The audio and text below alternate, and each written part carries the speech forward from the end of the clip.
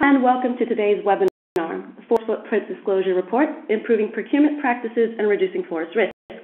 Thank you very much for joining us today. TURES is delighted to have with us members from FFD and CDP to speak with us about the report. Now, before we actually begin the webinar, I have a few technical instructions for you. If you have any problems with the technology or audio, please use the chat box on the right-hand side to send a message. Select from the drop-down menu, send your message, and then back to you. We're going to ask questions throughout the presentation, and we'll hold a Q&A session at the end. For your question, go to the Q&A box on the bottom right-hand side of the screen, and then press send. If you'd like to connect through your phone, please use the chat box to contact me for more details. Now, with that out of the way, I'm going to go ahead and hand it over to our first speaker. James? Thank you, Vanessa. Hi, I'm James Holtz from the Forest Footprint Disclosure Project. Following the CDP rebrand yesterday, which some of you may be aware of, we are now working with the name of CDP Forests. So we are operationally part of CDP. We're one of their programs alongside carbon and water. And so everything this year, the disclosure process is all being handled by CDP.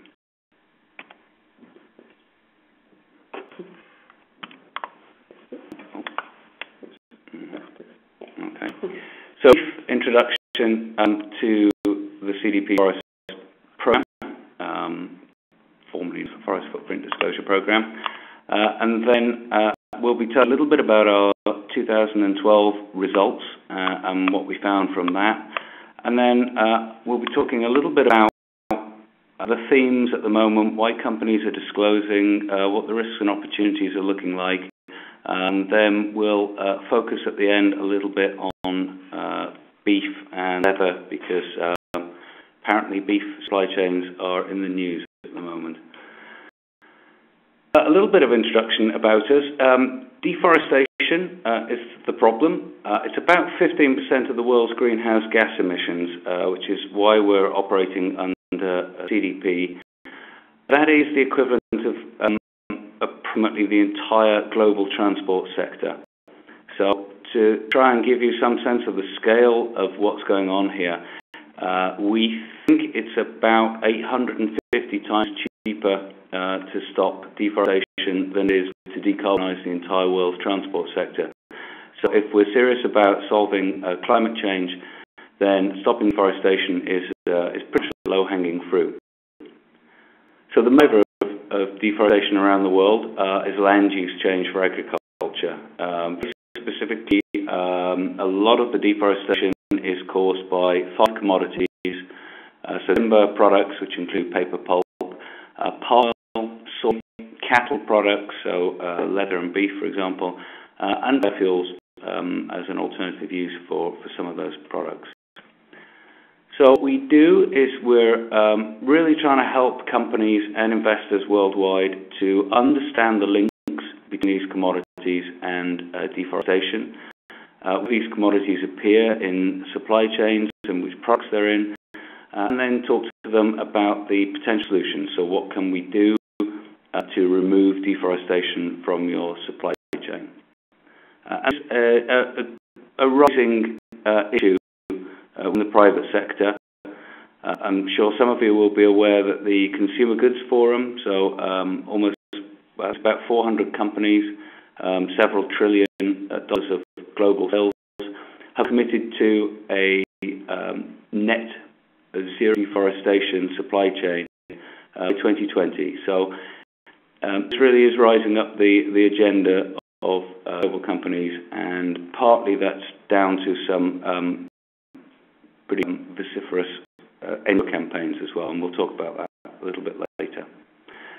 So what we're doing is, in the same way that CDP's programs work, we're acting on behalf of investors to ask companies to disclose, looking at three sorts of risks: operational, reputational, regulatory, and we're also looking at opportunities as well from branding and from being a sustainable company and kind of differentiation as well. This isn't all doom and gloom. Just to reiterate, then we have moved from being called the Forest Footprint Disclosure Project to being CDP Forests. FFD was set up by the Global Canopy Programme based here in Oxford in 2008, launched our first cycle in 2009. So we're 4 years in now. And in the middle of last year, we announced the merger of the project into CDP.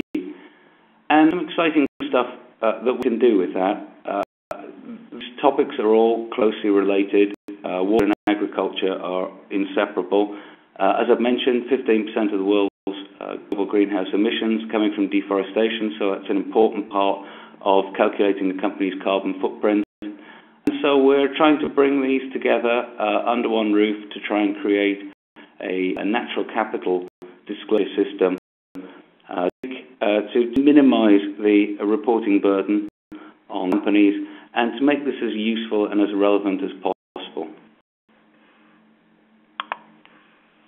So, summary of 2012, we reached 100 disclosing companies for the first time. We sent requests to 450 companies around the world. We had 17 new participants. We had some still very big, high-profile names joining the project, so Heinz, Danone, Colgate, Palmolive, for example. We have first companies from Japan and a few from Mexico. We noticed from the results was that there is an increasing gap between the sector leaders and the other companies who are disclosing. Nike have talked for a while about leaders, fast followers, and the extinct. And what we're seeing in this space is that the leaders are constantly pushing forward. They're trying to set themselves new targets, stronger targets, closer targets to move towards sustainable commodities. And what we're seeing is a number of companies who have started to address this issue. So they have policies in place. They have generally some form of time-bound target. They're not necessarily moving particularly quickly towards it. And so we will be certainly spending a lot of this year really encouraging people to move more quickly towards certified or sustainable commodities. We now have 184 investors with $13 trillion in assets, and that gives you a pretty good indication of how seriously investors are taking this issue, bearing in mind that we're only 4 years in. And that this is a difficult there are difficult topics here. There aren't necessarily easy problems, easy solutions. There are some complicated issues. So to give you an idea of the sector leaders for 2012, we have a number of familiar names there. Unilever's, Marks & Spencer's, Sainsbury's, the world. We've also got some new and exciting names there, particularly from producer countries, like Marfrig and Prime Asia Leather, perhaps not household names.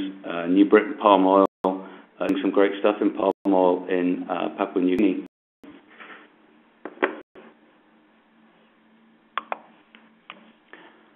And our plans for this year. We have increased the number of requests. They went out in February, just a couple of weeks ago. Increased that from 450 to almost 800 companies this year.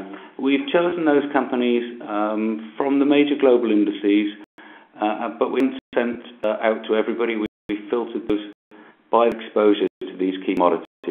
So the sorts of sectors we're covering, food is obviously a crucial part of that, but we cover hotels, leisure, airlines, media, and energy, for example, for biomass.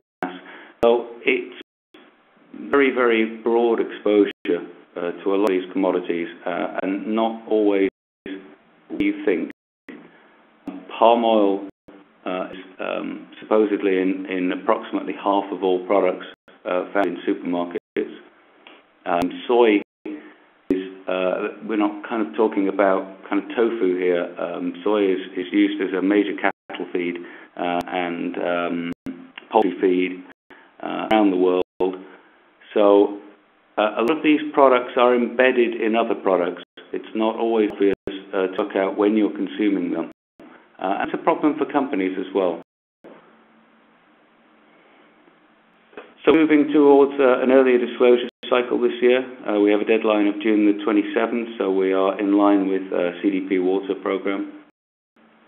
And we have set about on a piece of work to really try and articulate what best practice looks like in each of these commodities, what companies out there are really doing that is cutting edge.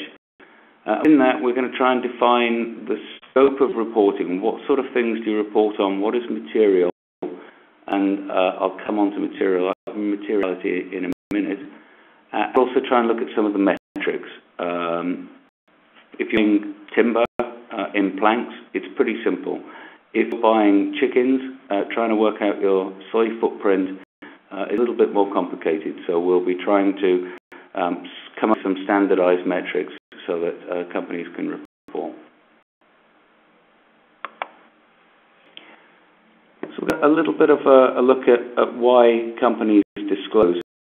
And this is a lovely picture from the Greenpeace campaign against barbels for cutting down the rainforest being stared at by a particularly livid-looking Sumatran tiger. I assume it's a Sumatran tiger. So you may think, well, what does Barbie really have to do with any of this? And who's the company that produces Barbie, using packaging which contained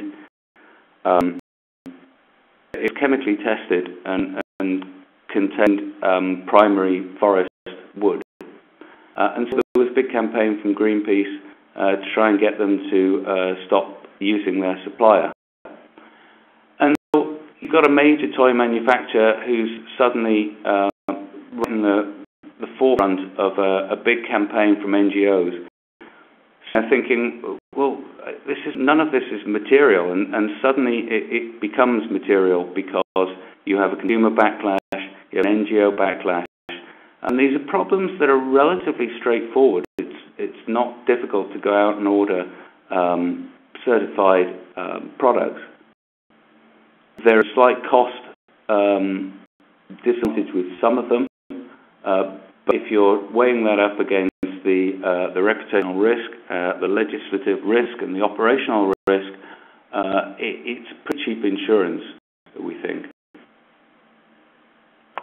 And one of the issues we hear is, these just aren't material. Even Unilever, who's probably the biggest buyer of palm oil around the world, by 4% roughly of the world's palm supply, will probably argue that actually, within the context of their global spend, it's not especially material. But it has never confused materiality with spend or revenue. It's a picture of BP's Deepwater platform. The amount of money that BP spent on health and safety at Deepwater was not material. It was a very, very tiny part. You could argue that the entire Deepwater operation is not a material part of BP's global operations. That doesn't mean that you don't have absolutely huge risks. And carrying that, for example, to palm oil, palm oil is not really a huge ingredient in many products, but it is a small ingredient in a huge number of products. And so you need to flip around the question and say, well, if I couldn't get palm oil tomorrow, or if I couldn't get soy, how would that affect my business? And in most companies who are using this, it would be a very substantial disruption. Trying to replace these products with equivalent in the short term is pretty problematic. Palm oil is about 7 times more higher yielding than, for example, sunflower oil. So to suddenly try and replace the world's palm oil or Indonesia's palm oil with something else is probably not going to happen within one growing season. And there are major potential risks for these commodities. Well, why do you suddenly lose all of the palm oil? Well, you get some extreme weather events, you're looking at droughts, you're looking at floods, you're looking at pests as well. You have a huge monoculture, some of these crops, as part of the problem, chopping down rainforests and growing absolute swathes of monoculture, is making the supply chain less resilient.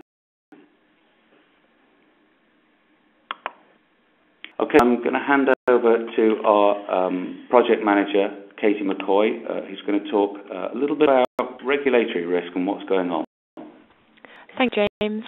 So yes, regulatory risk, not probably the most thrilling of topics that a webinar has ever been delivered on, but I'm going to try and make it sound exciting and something that you should know about, and something that I think our disclosing companies currently are really, it's one of the things that the majority of our disclosures can connect with. So, I mean, we believe that with increasing international pressure to address food security issues and in order to build a sustainable economic model, there's going to be more rapid regulatory change on the way. We've seen, I'm going to give you some examples of the legislation already in place with regards to, in particular, the timber sector, timber commodity, and why we think this is part of maybe a progressive trend that companies need to be ready for in order to ensure that they can continue to operate and also to take advantage of opportunities that a more sustainable supply chain might present. Could you go to the next slide, please, Vanessa? Okay, so, as I mentioned just now, to date, legislation has focused mainly on timber products. This might be because of their direct connection with forests, but also because it has a more mature certification arena. For about 20 years, certification schemes have been in place for these commodities. And so, you've got a bit of history there before regulation came in. Just a few examples that you may already have heard about. We've the US LACI Act, which makes it illegal to import plants or plant products that were harvested in violation of the laws in the country of origin, and importers have to make a declaration to the Border Service providing information on the type of plant material and origin. And probably the most high-profile case, LACI Act case, has been the Gibson guitar case, which I'm sure many of you have heard of. And it recently settled out of court at the end of 2012. Gibson were to pay a penalty amount of $300,000, and on top of that, the settlement, as part of the settlement, Gibson had to pay a community service payment of $50,000 to National Fish and Wildlife Foundation to be used to promote conservation and related projects. Gibson have to implement a compliance program designed to strengthen its compliance controls and procedures, and the forfeited goods remain forfeited, and they were not able to claim back the wood that had been forfeited in the seizures for the year before, and that would total invoice value of about $261,000. Not quite a good example when it comes to, quite often people think, oh, well, do these regulations get enforced? Well, yes, they do, and sometimes at quite high cost. In terms of Europe has the EU timber regulation, EUTR, which finally it comes into force next week.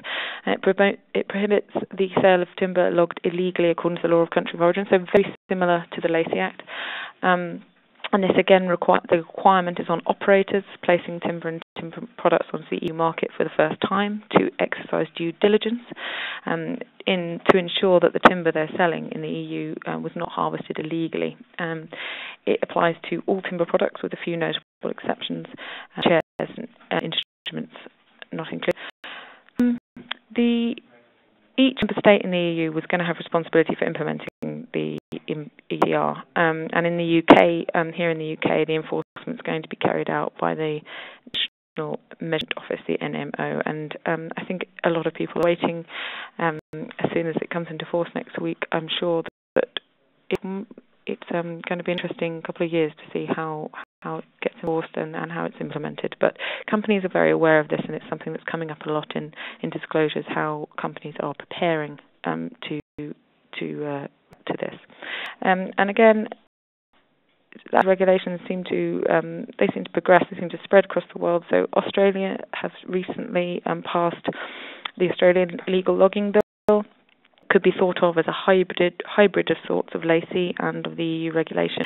And the bill was passed the end of last year, and it's now awaiting royal assent. So some pretty concrete examples there of regulations that really would impact business and businesses have to think about. And 80 years from the beginning of the forest certification, to the legislation on timber. And do believe that it's going to take that long with regards to other commodities that are the main drivers of deforestation? And short, no, we don't think so.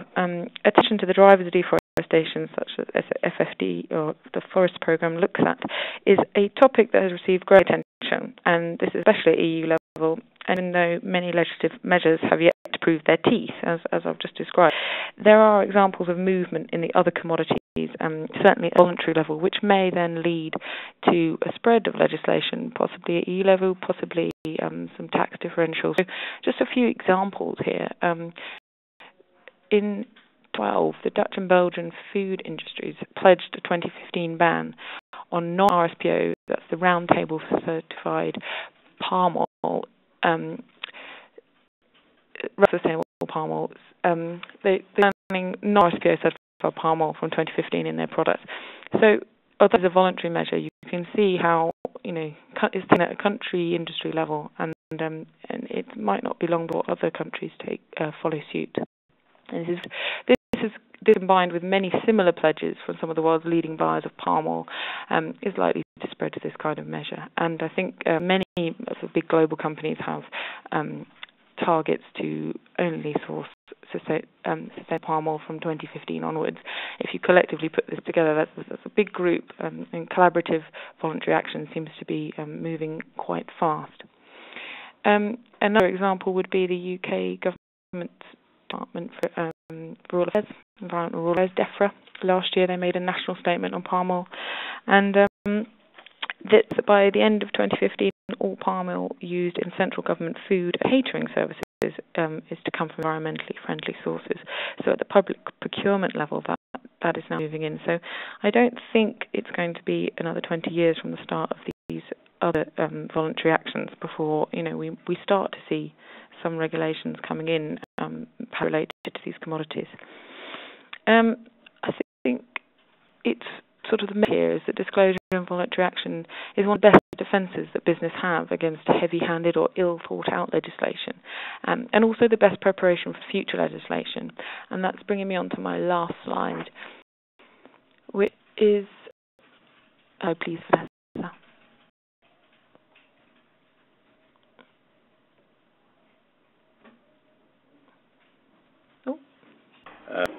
So apologies for that. We are missing the last slide. Okay, well, I know what was on it, so I'll just carry on. Really, that message is that it's not really about risk. We're talking a lot about risk here, which I think is a rather negative message. It's also about opportunity. A number of our disclosures and the companies we work with as part of the Forest Programme, are seeing opportunities for being better prepared for this kind of legislation coming through. And when they also describe to us the opportunities that they're taking, and I think that that's really important to a message to take across. We do believe that more regulations will be put in place to control the private sector's environmental impacts, and leading companies know this and are already preparing for them. We see that at the Forest Programme, and I think I'll leave it there and let Natalie talk. So, James, did you want to hand over? Yeah, thank you. So, handing over to Natalie Walker now, who is our senior commodity analyst and all-round cattle expert, to talk a little bit about beef cattle, partly because it's the most difficult of these commodities to really deal with. For palm, for timber, for soy now, just about there are credible certification schemes. So the solution for a company, at least initially, is to get certified. It's a little bit more difficult in beef and leather, and we've seen recently with the disastrous European beef supply chain, which contains at least horse, probably a few other things as well, that there's some significant risks in there. So, Natalie, I'll hand over to you. Great. Thank you very much. So I hope you can see my first slide there. Right, great. So yeah, as James said, why do we care about cattle? First of all, as he said, there's a round table, but it doesn't have standards, so there's no equivalent. And also, though, it's in terms of use and area, it's the most important. Livestock occupy about 30% of the ice-free surface of the world. They're themselves significant sources of methane emissions and CO2 emissions from their use, and so they're key use, and we care about forests and land use change, then they're very important to consider, especially not just with population growth, but also as diet shift, as countries develop, there's great demand for meat, and it's thought that meat production in developing countries have tripled in the last 3 decades, and projections are that they'll continue to increase. So just want to show you some, starting off with pie charts of production and consumption. It's just see the biggest countries for if you look on the right-hand side of the pie chart, the US, Brazil, and the EU, and even if you go to China, they marry each other quite well in terms of production and consumption. That in almost every country, the majority of beef is for domestic consumption to the tune of about 80% or so of it minimum in the country. If we move to the next slide, with the imports and exports, and so Russia is a huge importer. These are by value, and so the US is large. The Middle East is also a large importer, which is hidden in some of the because a large number of countries. So there's difference if you look at value or volume. But in terms of exports, these were the figures for 2011. Brazil has consistently, on average, the past 5 years, been the largest exporter of beef. It has the largest commercial cattle herd, and it's been closely followed by India, which figures are assumed it will have surpassed Brazil last year. But it has been the largest. So it has the largest commercial cattle herd, and that's why it's been an area of focus for deforestation. At least the last sort of set of global figures, about half of the world's deforestation, at least between sort of 2005, came from what happened in Brazil. So the fact that it's that livestock are so key to Brazil shows it's been an area of focus. We move to the next slide. Great. It's always been in Brazil for years. In order to sort of occupy land in the Amazon, migration was encouraged. You had to show you were using it, and so the simplest thing to do was burn it, chop it down, and put cows on it. Much less intensive than having to actually work it for crops. And that's the reason behind why there are so many cattle. There's now estimated to be about 70 million cows in Brazil Amazon forest biome. So the next slide. I mentioned it's been on average the largest exporter of beef, but if you add all cattle products, which is leather, because about 70% of Brazil's leather is exported either as finished products or as hides, and then live animals, it becomes the number one export of cattle products. Live animals, quite a lot of them go to Venezuela, sort of spy, but also to the Middle East, where there's a preference to do the halal slaughter there. It has a national target of doubling its exports. It set that a couple of years ago. Great on the rise, and so I mentioned about a third of Brazil's cows are in the Amazon forest biome. The next slide. So if we can just start here, we'll flick just the cattle supply chain. So right in the Amazon, if you click again, I just want to show what happens to the different products. So live cattle, as I mentioned, where they go to the Middle East. Next click. Beef, 20% is exported as frozen is the biggest products, but also sort of quarter of corned beef that we eat in Europe, and ready meals with beef often come from Brazil. So it's a major market, as is sort of Saudi Arabia and Iran. And then next click, sorry, and you'll see the leather. Products are sort of tallow, which is in all sorts of products from such as soaps. Next slide. Next click, sorry. And then the leather to show is that so some products are manufactured in Brazil and exported, but for the majority of leather, that leaves the country, it's tanned initially in Brazil, and then it's known as a wet blue, which is sort of can be in a form that hides can be exported, and luxury products tend to go to Italy for processing, and then sort of more common ones in China, and then increasingly other countries such as Thailand and Vietnam. And so when you buy Italian leather, the most common source of hides for that leather is Brazil. So for China, Brazil and the US, Thai for the most common source of Chinese leather. Next slide, please.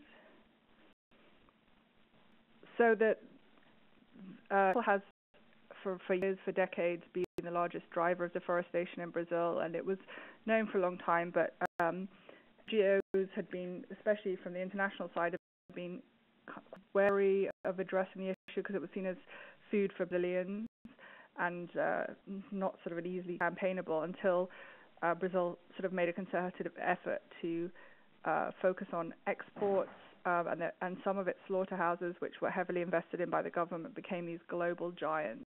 So the biggest meat packer in the world is Brazilian, and then they documented what was in 2009, especially a Greenpeace report came out, and what it did for the first time was link problems on the ground, so illegal deforestation, throwing people off land, cattle in indigenous areas, and link those problems directly to the supply chains of major supermarkets. So Walmart's a major supermarket in Brazil, and Carrefour is as well, and then also to the leather supply chain. So they, basically wasn't concerned.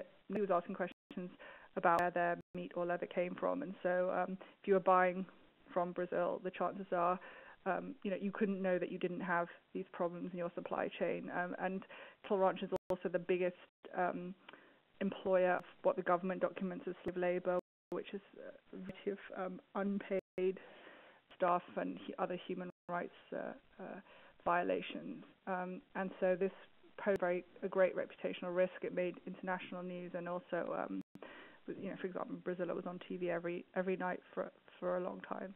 And so it was a story, and they focused on the fact that just the three biggest meat packers in Brazil controlled about a third of the slaughter, and real areas of focus. So the next slide.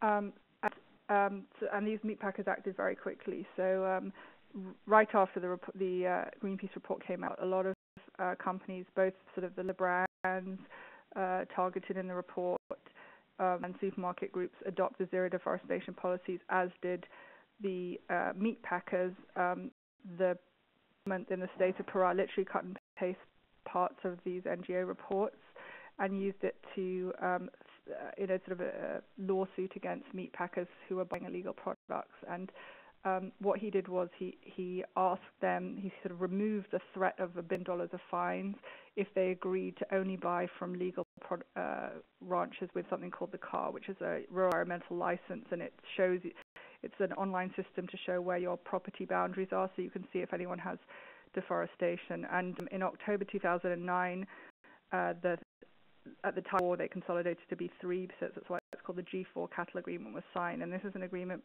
signed by the largest meat packers to only buy cattle from farms which have no deforestation after the date of the signing of the agreement. And this, so if we move to the next slide. So the key now is to implement the cattle agreement. So the first thing that's important is it goes hand in hand with this CAR system, which recently became national policy in Brazil, because this allows open source traceability. You can see where ranchers' properties are, and you can overlay deforestation data on that. Brazil also has a national deforestation monitoring system, and so meat packers tell where their cattle are if anyone has new deforestation. And there's also traceability because of foot and mouth disease. Cattle are required to, when they're inoculated, they have sort of a passport which says where they lived, and so there's a system of traceability for cattle. And when they go to slaughter, especially for the EU, because meat coming to the EU has strict requirements, they have to be separated from in their batch, and there's full information so that if there's any kind of health problem, you should be able to trace back any meat in the EU to an original farm. So the good implementation of the G4 agreement is a really key tool to be able to source sustainable supply chains. The clandestine industry in Brazil is also a huge issue because it doesn't pay taxes and doesn't have to adhere to any of the health requirements. And it's estimated to be at least 20% of Brazil's slaughter. So go to the next slide. Let's look at some of the ways that the tools there are to address problems. So the GRSB is the Global Roundtable on Sustainable Beef. And as we said, it doesn't currently have standards or a certification system, but it does have a working group which is in conjunction with the GTPS, which is the Brazilian Roundtable, and it's formed a group which is the aim of it at present is to take on the G4 agreement and independently assess whether it's working, and so try and have a shortcut route for buyers to know that if they're buying from the meat packers who signed onto this agreement, they can be assured that there isn't deforestation in those supply chains and that they're fully legal. The LWG is a leather working group which audits about 10% of the world's leather and about a quarter of the world's footwear brands are members.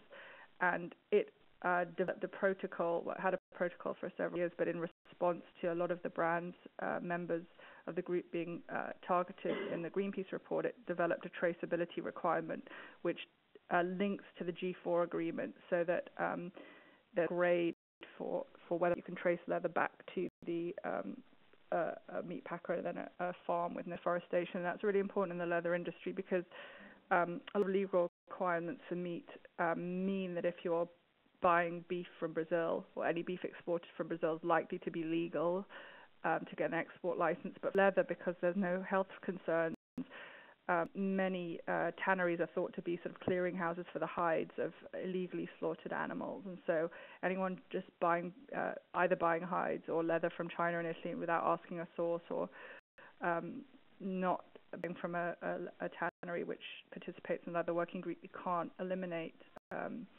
clandestine illegal hides.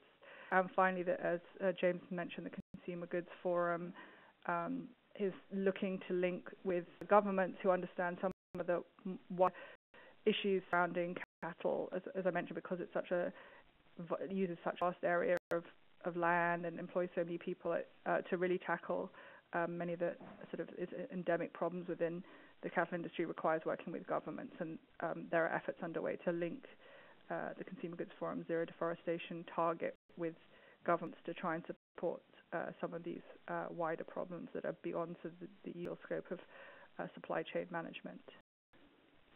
Thank you very much. Thank you very much, Natalie, for your presentation, for your share of the presentation anyway.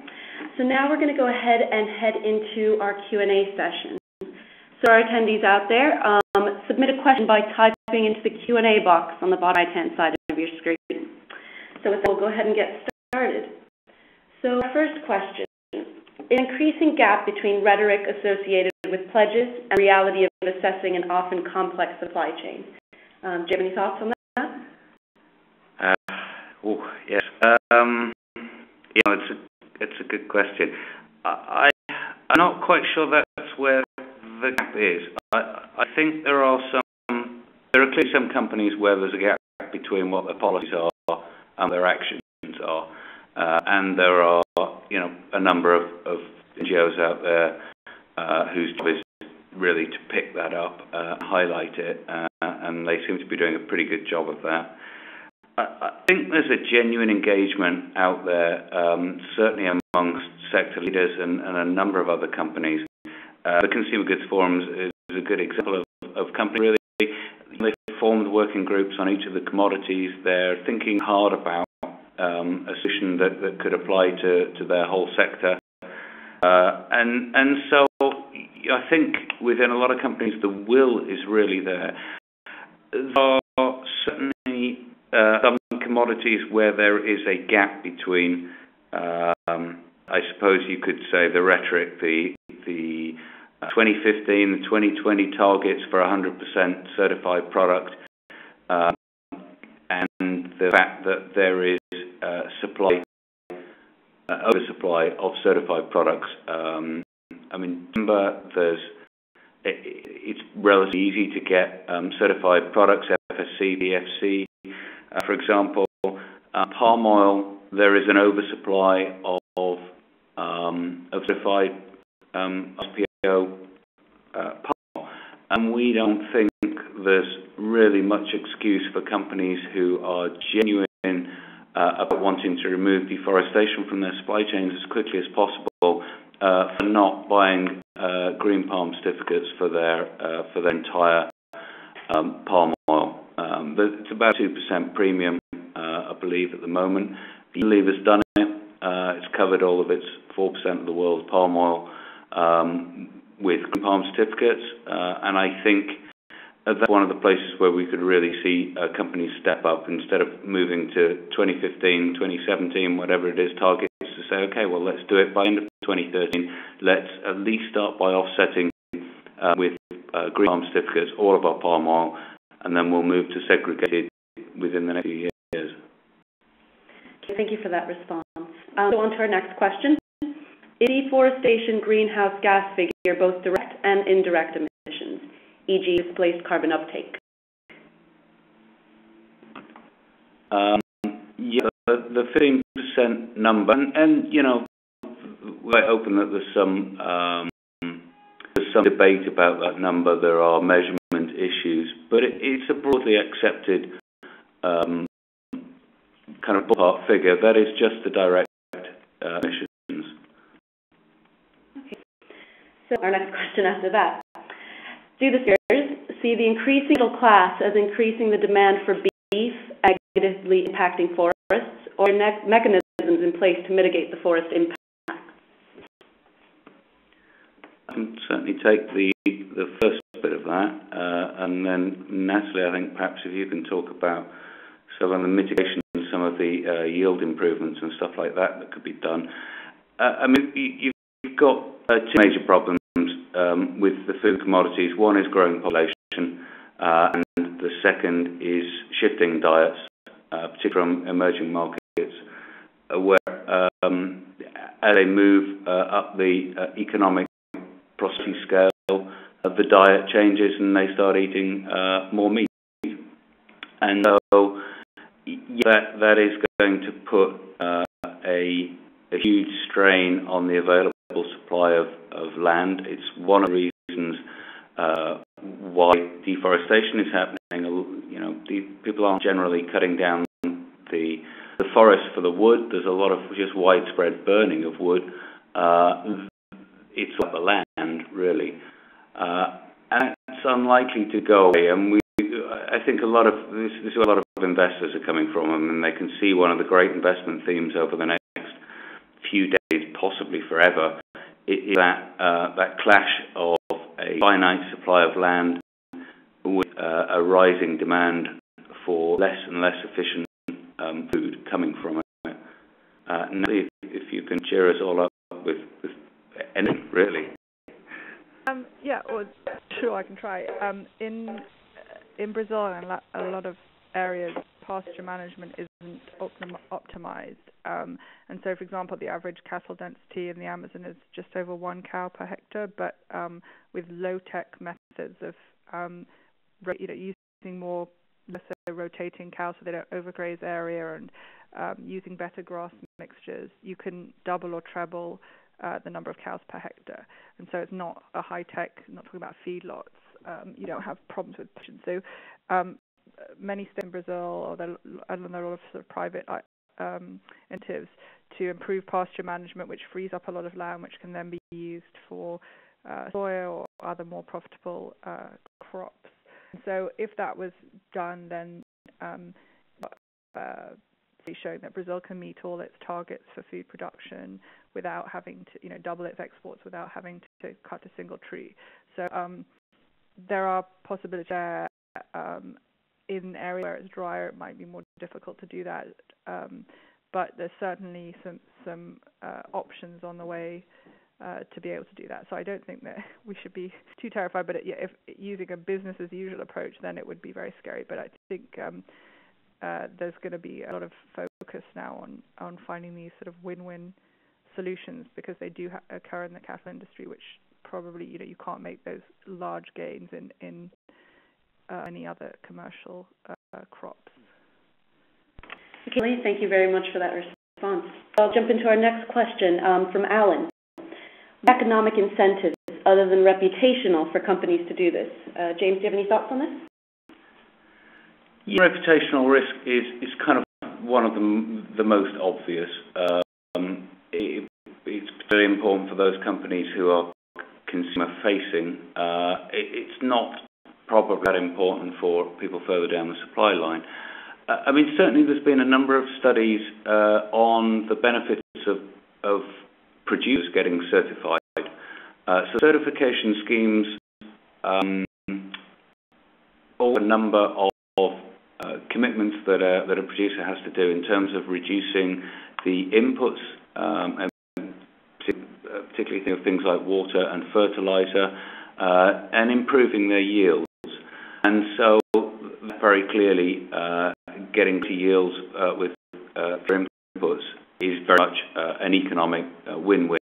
So there is a cost to certification. Most of the studies for most of the certification schemes show that that is a great investment for producers, and that they get the money back there in improved yields.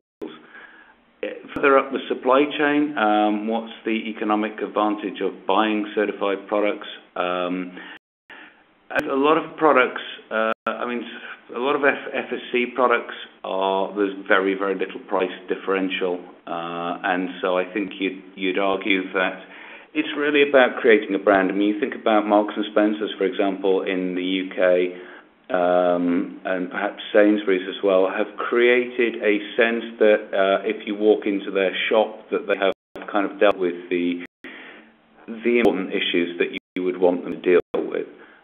So there's a level of trust that is built up within your consumers, and I think that's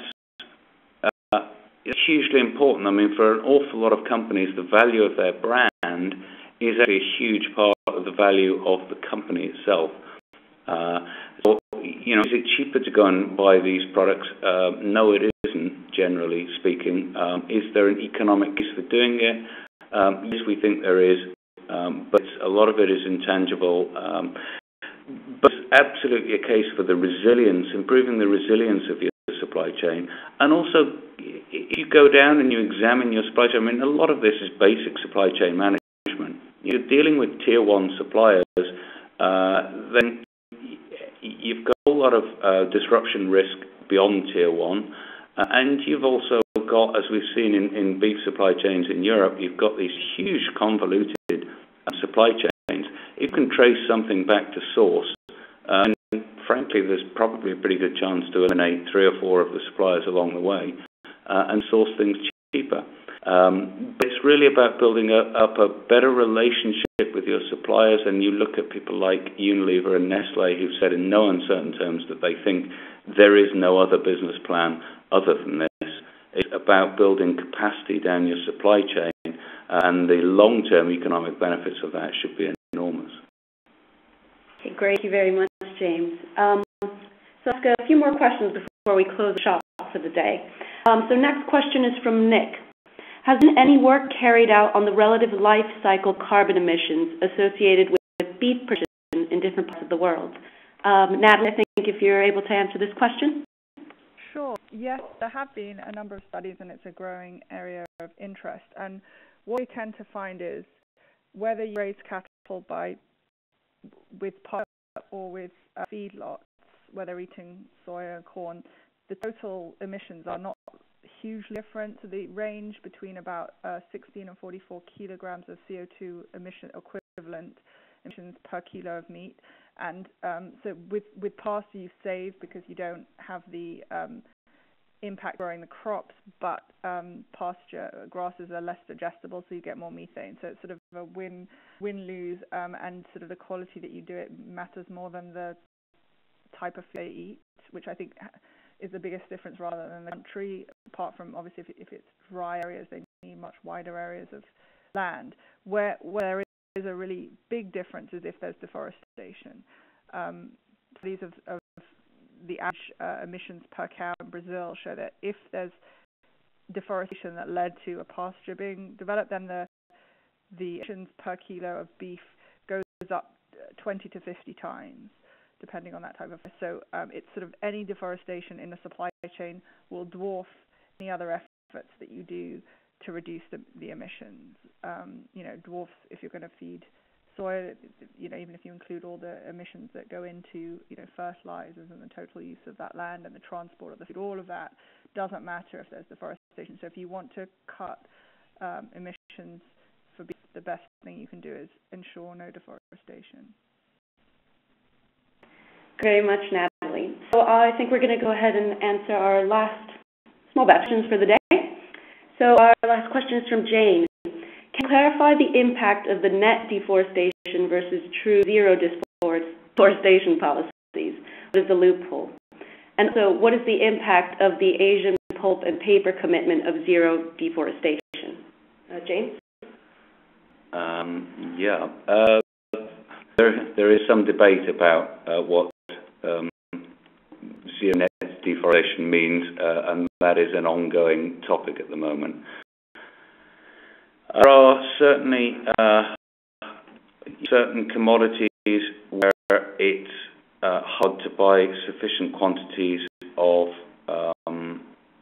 certified products, and unless you can go back to source yourself a different way, then I think the door is open to do what you possibly can in terms of reducing certification in those commodities where it's possible to move to certified products, or where it's possible to move away from those products, or in some other way to verify that they are being produced without deforestation.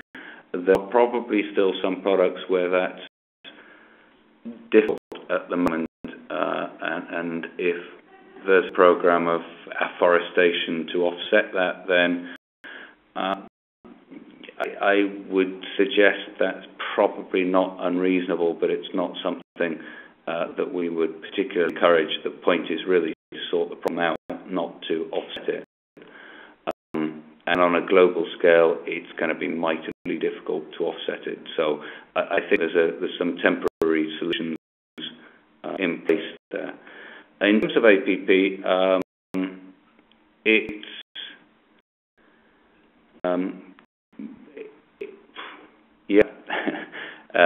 it's a good question. I think we hope that this is a very genuine commitment, and I think it sends a signal to other producers. We've seen Golden Agri Resources come up with a similar commitment last year, I think it was. The two companies are related, and I think it may potentially be quite a big symbol, A, of the success of certain NGO campaigns, Greenpeace in particular, and B, a sign that some of the major players are actually called not to take this seriously. The jury is probably still out on that one. And Natalie, if you had any thoughts on that? Or... No, I agree with you. It's important. Okay, great. Yeah. Okay, great. So that actually ends our Q&A session for today and the webinar itself. So before we go, I'd like to thank all of our attendees for participating today, for your questions, comments, and your ideas. And a very big thanks to James, Katie, and Natalie for holding this session today and going over all the questions we had. For attendees, the webinar recording and relevant info will be posted shortly in the supply chain group on the 2 Degrees site. So keep your eyes open for that. And with that, I'd like to thank everyone again and wish everyone a happy day.